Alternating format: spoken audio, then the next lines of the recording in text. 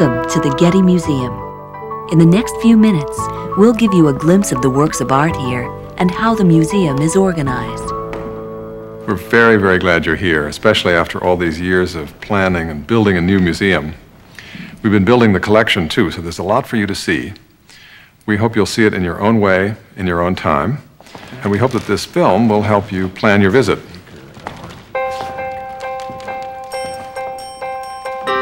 The Getty Museum was founded by the American oil man and art collector J. Paul Getty in 1954. He later built the museum in Malibu, a reconstruction of an ancient Roman villa. It's closed for renovation now, but in a few years, the villa will reopen as a center for comparative archaeology and will house the Getty's Greek and Roman antiquities. Well, in 1976, when Getty died, he left a huge inheritance to the trust. And that not only made it possible for the museum to grow, but also made it possible to set up new Getty activities. The Getty Trust now has 5 institutes and a grant program devoted to promoting scholarship in the arts and the humanities, to conservation worldwide, and also to education in the arts.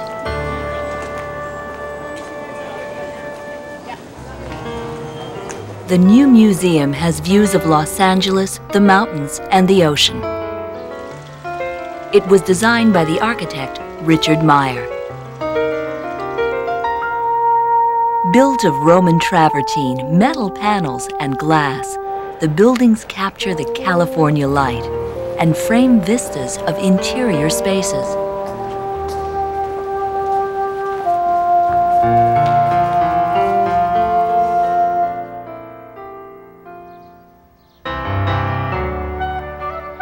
The collections are exhibited in 5 pavilions, including one for changing exhibitions. All are accessible from the central courtyard. The collections are organized in chronological order, beginning with the North Pavilion, but the museum has a variety of outdoor and indoor pathways so that you can visit the pavilions in any order you choose.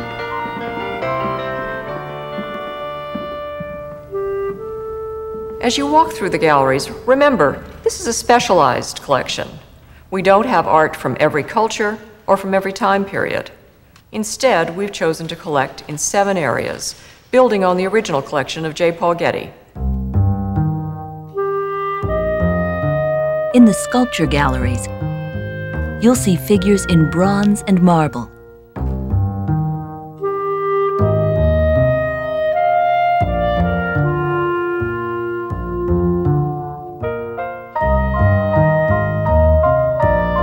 There are glass objects of amazing delicacy and brilliantly colored ceramics.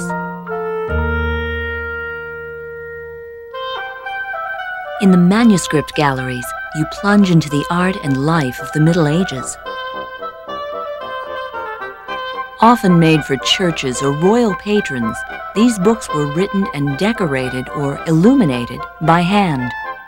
The jewel-like paintings within them not only inspired the faithful, but also show us the artist's growing interest in the natural world around them. The paintings galleries are on the 2nd or top floor of the museum. They're lit by skylights that allow in a controlled amount of daylight, so you'll be seeing the pictures under the same natural conditions under which they were painted and intended to be seen.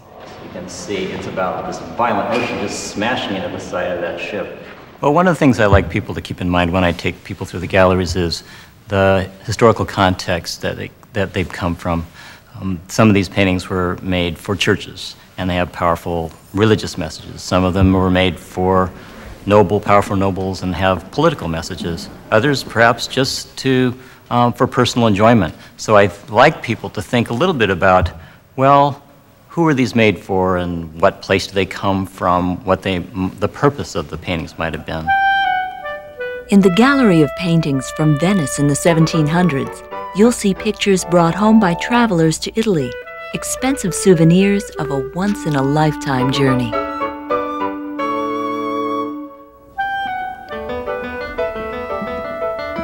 In one large gallery are works of the 1800s, which revolutionized the art of painting. These artists made a legitimate subject out of everyday life. they captured the dazzle of daylight. They altered the look of things, sometimes to make new kinds of beauty. And sometimes they distorted the look of things. In this case, to lampoon a corrupt society.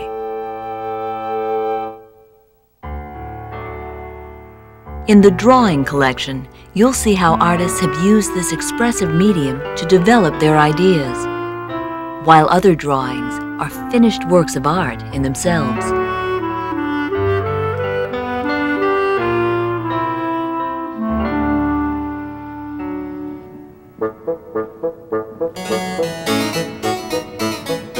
The decorative arts galleries contain furniture and precious objects from France.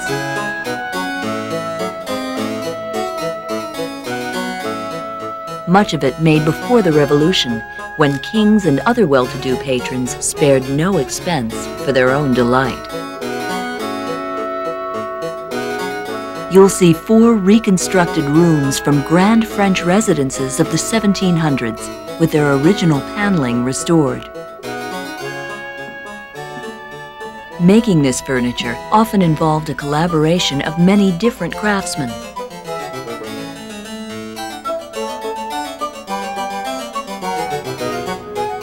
This set of tapestries portrays the life of the emperor of faraway China, which the designer had read about but never seen.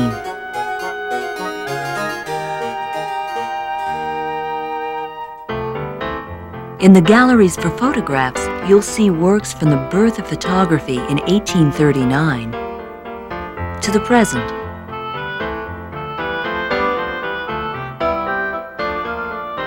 There are pictures that reveal as much about ourselves as the individuals depicted,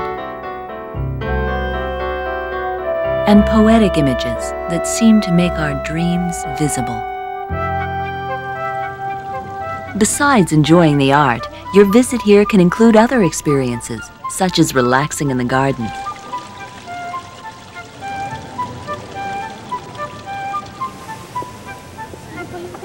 In our experience, people enjoy a work of art a lot more if they can learn something about it. So we have a lot of different ways you can do that. One of them is the art information rooms right near the galleries, where there are people to answer your questions. Another is, if you brought kids, the family room, where there are activities and experienced people to help you get the most out of a visit. You may enjoy using our audio guide, which is available in English and Spanish. It also has special segments for families. What are some things that you notice? Definitely. If a visitor would like to go on a gallery talk here at the museum, we do offer several a day. And what I feel is unique about them is that while we provide information, we also invite visitor participation. There are many ways to enjoy the galleries. Look for your own connections between works of art, across the collections and across the centuries. Works of art can be seen and enjoyed from many different viewpoints. And they keep asking us questions. We hope you have a very good time today exploring the Getty Museum, that you find some things that delight you, and above all, that you plan to come back.